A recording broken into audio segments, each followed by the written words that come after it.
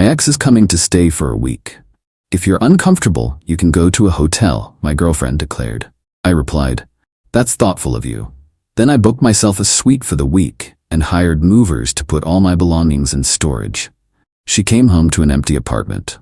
I, 31 male, am currently sitting in a hotel suite that costs more per night than my car payment. And I've never felt more clear. My girlfriend, well, ex-girlfriend now, I guess, is probably just getting home from her yoga studio. She's about to find our apartment significantly lighter. Her ex-boyfriend Dominic is flying in this afternoon. He's the catalyst for all this. And she's about to discover that his crash pad has been downgraded from a fully furnished 2-bedroom to a hardwood floor. It happened 3 days ago. I was in the kitchen, making a pour-over, and Fiona, 29, was scrolling through her phone, looking breezy. We've been together for 2 years, living together for 1.5 in her apartment. I say her apartment because the lease is in her name, but I've paid my 50% on the dot since day one, and I brought about 80% of the actual stuff into it. The good sofa, the 75-inch TV, the high-end kitchen gear, my entire WFH setup, and the tank, my 150-gallon custom-built paludarium. It's a massive, living piece of art, half rainforest, half aquarium, with dart frogs and rare orchids. It's my pride and joy, and it cost a fortune. Theo, hey, I forgot to tell you, Dom is flying in on Monday. He's going to crash here for a week or so. I stopped pouring. Dominic is the ex, the one she grew up with, the one who is like a brother, the one who still texts her good night, which she swears is just a time zone thing. Crashing? Where? On the sofa? Yeah, obviously, it's just for a week. He's going through some stuff. It's not a big deal. Me babe, a week? I'm not really comfortable with your ex-boyfriend sleeping in our living room for 7 days. Can't he get a hotel? The eye roll. The one I'm so tired of. Oh my God, Julian, don't be like this. He's just Dom. He's broke right now. His startup failed. It's just platonic. We're friends. I understand that, but it's our home. It's a boundary. She let out this huge put-upon sigh. She put her phone down and gave me the "you're a difficult child" look. Fiona, look, he's coming. It's my apartment, and I said my friend can stay. If you're going to be uncomfortable or weird about it, you can just go to a hotel for the week. Or stay at your brother's. I don't care. I just don't want your energy messing up his visit. I just stared at her. If you're uncomfortable, you can go to a hotel. She suggested I leave my home, that I pay to be displaced, so her ex-boyfriend could be comfortable, so my energy wouldn't mess up his visit.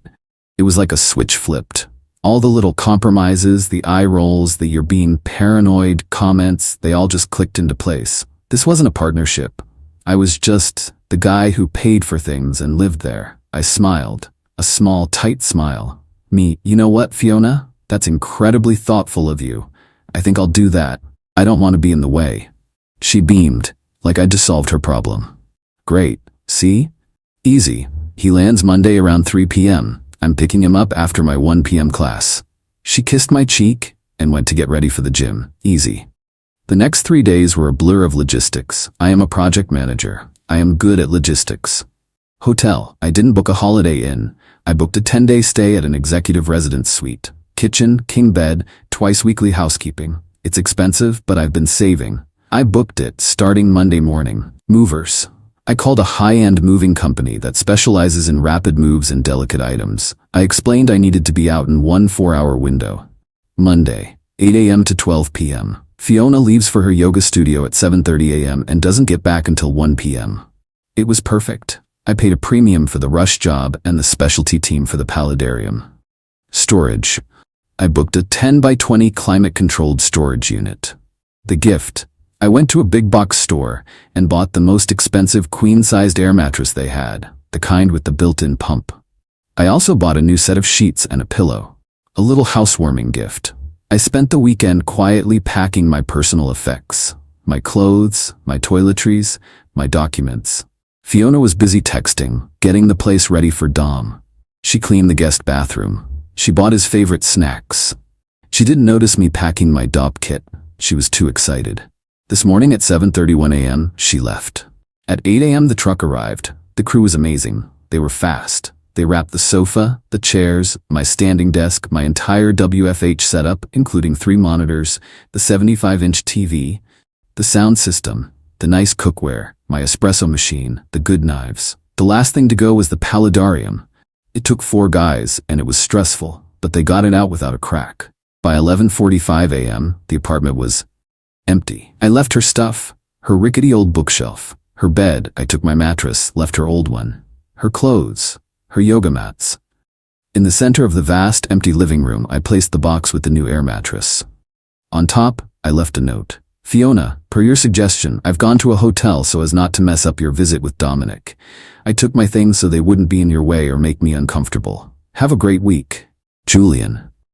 I took a final look around. The silence was wonderful. I'm now in my suite. I just had a very quiet, very sane lunch. My phone says it's 1:05 p.m. Any second now. And there it is. Fiona Julian. Where is the TV? Fiona.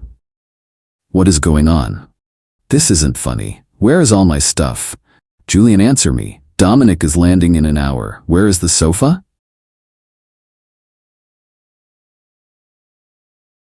You took the tank? My lizard tank? They're dart frogs, but whatever. She's calling again. I'm going to let it go to voicemail. I think I'll order a drink from room service. Update 1. It's been 24 hours. I am exhausted, but also vindicated. The sheer weapons-grade entitlement is something to behold. So after her initial barrage of texts, 32 texts, 14 missed calls, she finally left a voicemail. It was unhinged. We're talking screaming. Julian, you thief. You stole everything. Dominic is here and we're sitting on the floor. He thinks I'm some kind of loser. You did this to humiliate me. You bring my stuff back. You bring it back right now. Her stuff. Interesting.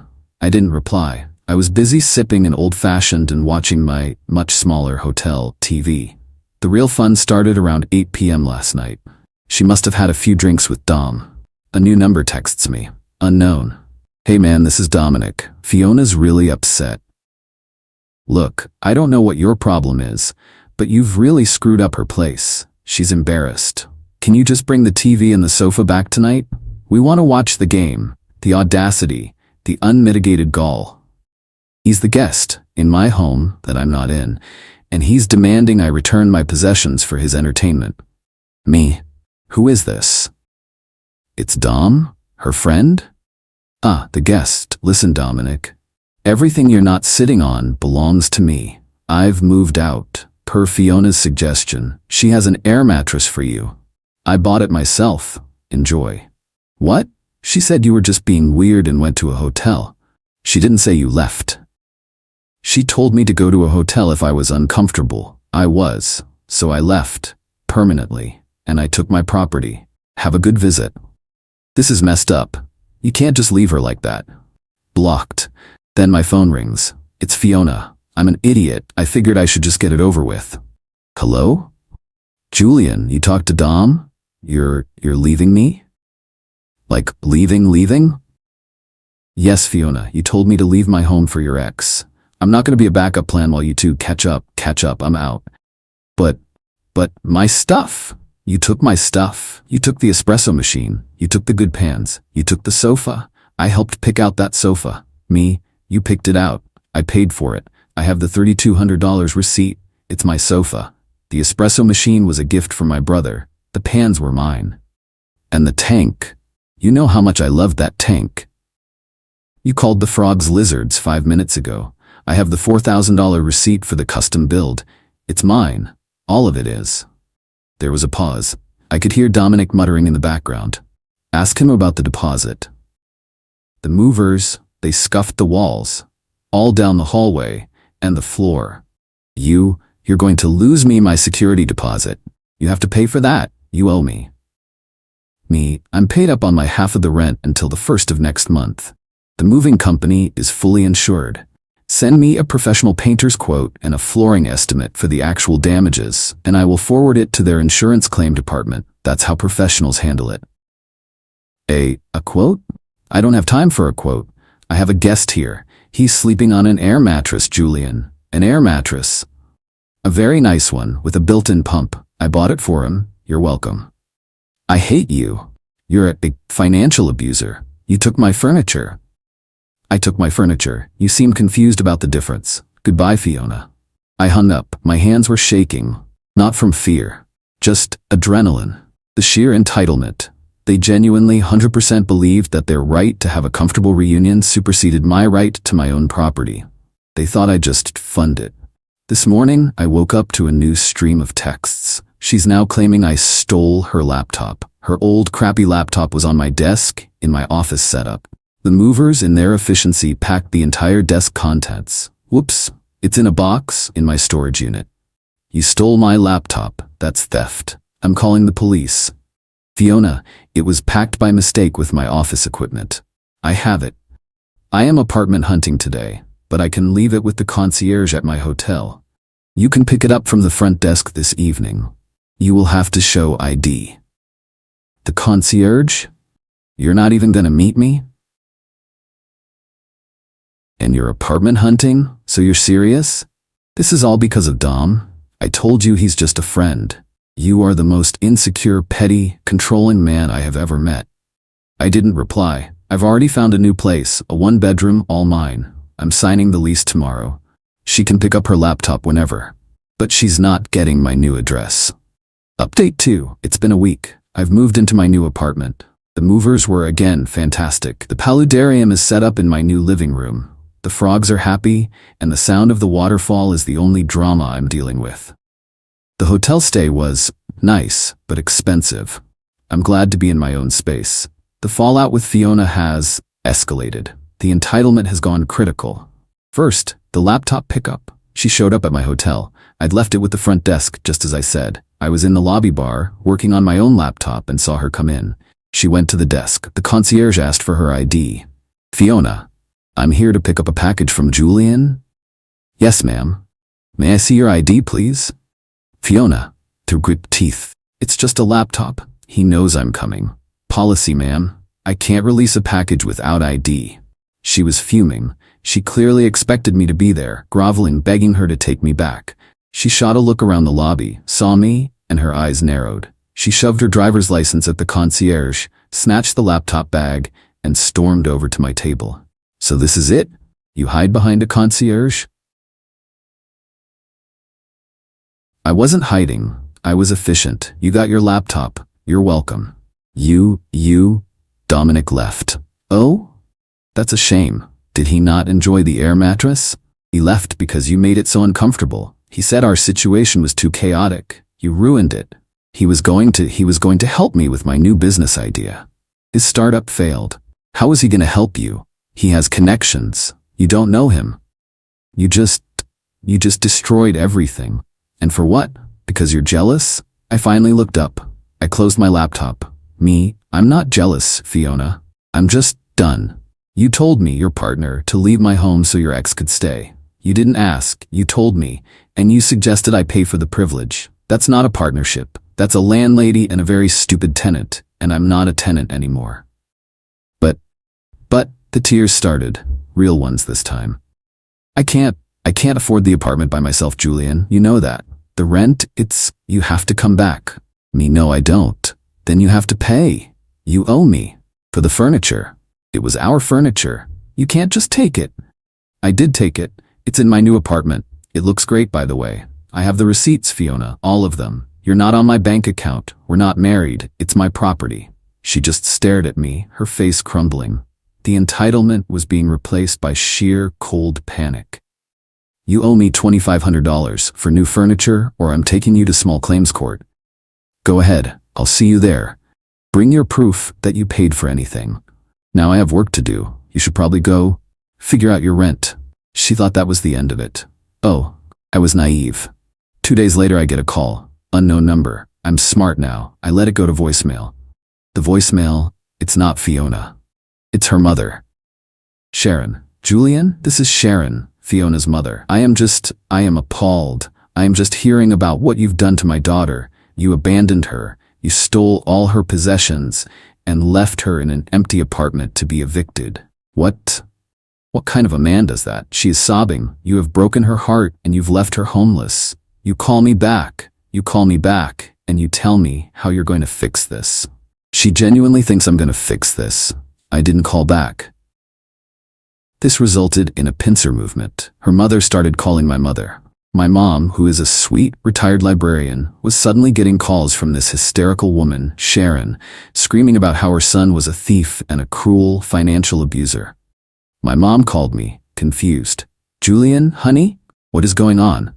A woman named Sharon keeps calling me saying you stole furniture? I had to explain the whole thing. My mom was quiet for a long time. My mom, oh dear. Well, she sounds like a piece of work. You did the right thing, honey. Don't you dare give them a dime.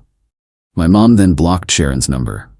Fiona must have realized the family attack wasn't working, so she tried one last, desperate, dirty trick. I got an email from the landlord of my old apartment, subject notice of lease violation and damages. My heart stopped. I opened it. It was I had to stand there in my pajamas and explain to two very tired cops that I was perfectly fine. Me. Officers, my ex-fiancée and her mother are retaliating against me because I sold my own property. Cop. Sir, we have to ask, are you feeling like you want to harm yourself? Me? No, I'm feeling like I want to drink my coffee. I'm in the middle of a work call. Here's my lawyer's card. Please add this to the growing file of harassment. They left, apologizing for the bother. It was mortifying. Dirty trick number 2, the business call. Celeste, true to her word, tried to get me fired. She didn't know who my boss was, so she just called the main line of my company. She got Barb, our receptionist, who has worked for my family for 25 years and basically co-raised me. Celeste, screaming, I need to speak to Leo's manager. He is mentally unstable and a corporate liability. Barb, in her signature deadpan, Leo doesn't have a manager, dear. He owns the company. This is Precision Dynamics. You've reached Barb. How can I help you? Celeste, what? Barb. He signs the checks. My check, in fact. Now, you're tying up a business line. Is this a professional call or a, what's the word, personal one? Celeste apparently just hung up. Barb called me right after. So, that's what's going on. Want me to start forwarding all her calls to that fancy lawyer of yours? Yes, Barb, please. Dirty trick number 3, the ambush. This was the worst. I had to go to my old bank branch to finalize some paperwork related to the old house's utilities. As I'm walking out, Brenda jumps out from behind a pillar. Leo, you can't ignore us forever. I almost dropped my briefcase. Brenda, you're not supposed to be contacting me. Don't you hide behind your lawyers. You have ruined my daughter. She can't eat. She can't sleep. She is living out of boxes in my guest room. I paid for storage, Brenda. That was her choice. You humiliated her. You did this performance, just to make her feel small. No, I did this because she told me I wasn't on her financial level, and I was tired of being looked down on in my own home. You raised her to believe that. This is the consequence. Now, please excuse me. I tried to walk past. She grabbed my arm. You owe her. You owe her for her time. 4 years she gave you. 4 years she could have been finding someone appropriate. Someone on her level, I finished. I pulled my arm away. Don't touch me. Don't come to my business. Don't call the cops on me. Tell Celeste her lawyer can talk to my lawyer. That's it. We're done. I walked away while she was still yelling. It's not over. We will get what she deserves. This is so much worse than I thought. They're not just entitled. They're broken. They genuinely believe they are the victims here. My lawyer is now filing for a restraining order. Update at 3. Hello again. It's been about a month. The restraining order was granted after the bank ambush and the phony welfare check. Brenda and Celeste are legally required to stay 500 feet away from me, my home, and my place of business. This, of course, has not stopped them. It has just made them dumber. The main event of this update isn't a dirty trick. It's the pivot. After a month of her lawyer getting absolutely nowhere, because again she has no case, Celeste apparently decided a new strategy was in order. The restraining order means she can't contact me, but it doesn't mean her friends can't. I got a text from a number I didn't recognize. Leo, it's Madison, Celeste's maid of honor. Listen, I know you're mad, but Celeste is a wreck. She misses you. She told me what she said, and she knows it was stupid. She was just stressed. Can't you just talk to her? I sent it to Ms. Alvarez. She advised me to ignore it, a clear attempt to bypass the court order. Then, 2 days later, I get a call from Mark, my supposed best friend, who was supposed to be my best man. Mark: Hey, Leo. Man, this is a whole mess. Me: Mark, good to hear from you. Been quiet. Mark: Yeah, well, listen, I had dinner with Celeste. My blood went cold. You, what?